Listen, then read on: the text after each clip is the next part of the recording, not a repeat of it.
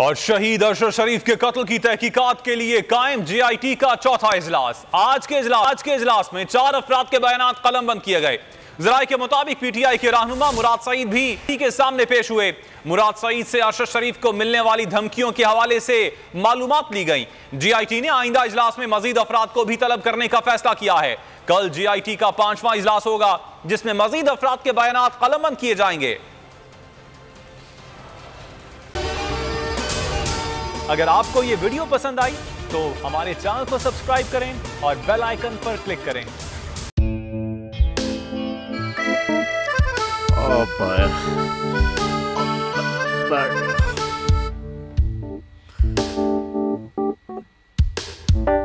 इंतशार से निकलने का वाहिद हल इंतखाबात हैं। हकीकी आज़ादी मार्च आज रवान। के मुताबिक अगर आप उसको ये रिपोर्ट दे दे तो मैं आपको अपनी 4 सीटें दे दूंगा। मौलाना हाँ साहब, वो जो रिमोट हमें दे दे और वो जो नीली पीली चैनल है वो लगाए। जाओ शबाज। हम ऐसा टीवी देखते ही नहीं जिसका रिमोट हमारे हाथ में ना हो। और यहाँ पे कोई 2 नंबरी नहीं चलेगी। और हम कोई गुलाम है जो आप रिमोट मांगे हम दे दें?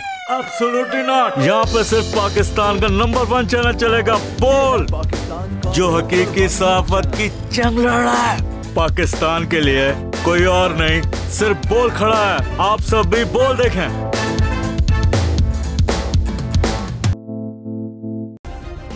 सब्सक्राइब करें और बेल दबाएं ताकि कोई खबर रह न जाए।